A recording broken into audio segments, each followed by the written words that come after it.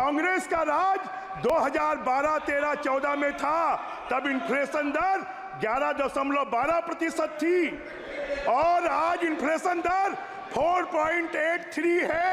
7% inflation दर कम है, महंगाई कम है। अरे चीन से चंदा लोगे उससे काम नहीं चलेगा। चीन से चंदा लेने का काम करते हो, उसके अलावा कोई काम नहीं करते हो।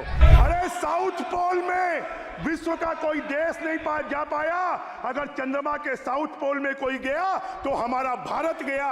उस पर आपको भी गर्व होना चाहिए।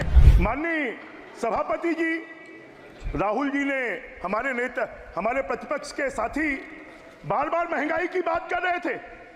मैं आपको बताना चाहता हूं, 1999 में जब अटल जी प्रधानमंत्री थे, इन्फ्लेशन दर 4.67 थी, 2005 में 5.80 थी।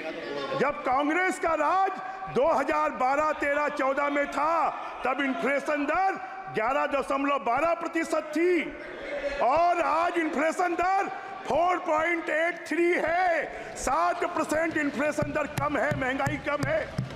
आप कभी इसको देखते क्यों नहीं है? अब ये बात कर रहे थे कि मध्यम वर्ग के लिए कुछ नहीं कर रहे।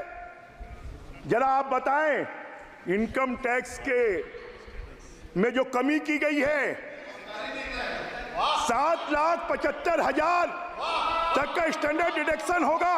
उसमें सेक्शन 87A में उनको 7,75,000 तक का कोई इनकम टैक्स नहीं लगेगा। आपने कभी किया था? 2 लाख रुपए से ज्यादा आपने कभी नहीं बढ़ाया। अभी लगभग 8 लाख रुपए के बाद, डिडक्शन के बाद इनकम टैक्स नहीं लगेगा। माननीय सभापति महोदय, मैं लॉ का छात्र भी रहा हूं, मैंने भारत के संविधान को भी पढ़ा है। भारत के संविधान में क्या लिखा है? संपूर्ण प्रभुत्व संपन्न राष्ट्र की संकल्पना की गई है। मैंने तो अभी शुरू ही किया है सभापति जी।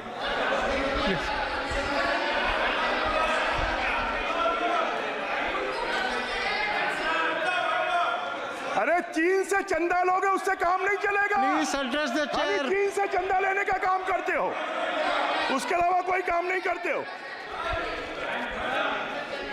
माननीय अध्यक्ष महोदय, माननीय सभापति महोदय, इसमें महिलाओं के सशक्तिकरण के लिए 2 लाख करोड़ रुपए की व्यवस्था की गई है। आपने कभी महिलाओं के सशक्तिकरण की बात की थी क्या? खाली SC, ST,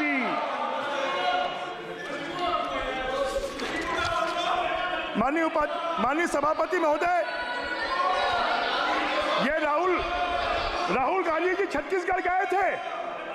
इन्होंने वहां का कांग्रेस के पार्टी का घोषणा पत्र जारी किया। उस घोषणा पत्र में कहा कि हर महिला को 500 रुपए महीने का देंगे। क्या हुआ? आपने नहीं दिया। आज छत्तीसगढ़ की हमारी सरकार 1,000 रुपए महीना महिलाओं को दे रही है, 12,000 रुपए साल का दे रही है। Please conclude the speech. माननीय सभापति महोदय, मैं please conclude the speech. 2 minute में मैं अपनी बात समाप्त करूंगा। माननीय सभापति महोदय, ये भारत की कल्पना टुकड़ों टुकड़ों में करते हैं। ये भारत की कल्पना पार्ट में करते हैं। अगर टोटल में कोई भारत की परिकल्पना करता है तो नरेंद्र मोदी जी करते हैं, भारतीय जनता पार्टी करती है। हम विकसित भारत बनाने के लिए यहां पर काम कर रहे हैं।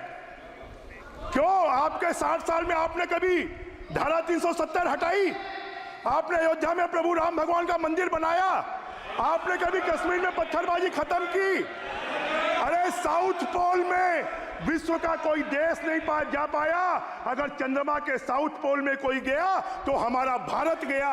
उस पर आपको भी गर्व होना चाहिए।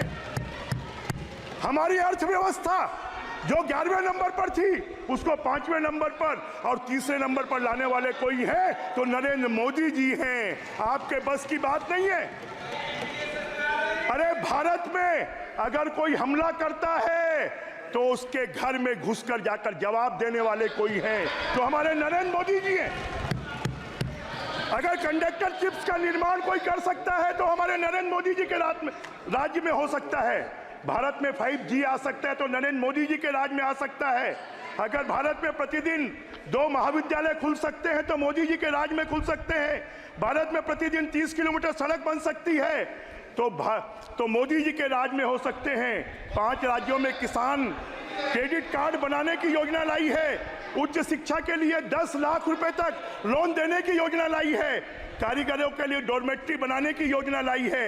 वेतनभोगी कर्मचारियों के लिए मानक कटौती 50,000 से बढ़ाकर 75,000 कर दी है। पेंशन भोगियों के लिए 15,000 से बढ़ाकर 25,000 करोड़ कर दी है।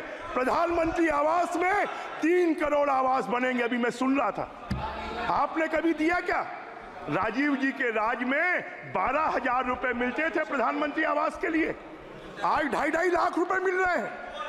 शहरी आवास के लिए 1 करोड़ शहरी आवास बनाए जाएंगे। अरे आपने चांद में तिरंगा नहीं लहराया, मोदी जी ने चांद में भी तिरंगा लहरा दिया। गरीबों वंचितों को सम्मान दिया, किसानों का कल्याण किया, नारी शक्ति को ताकतवर बनाया।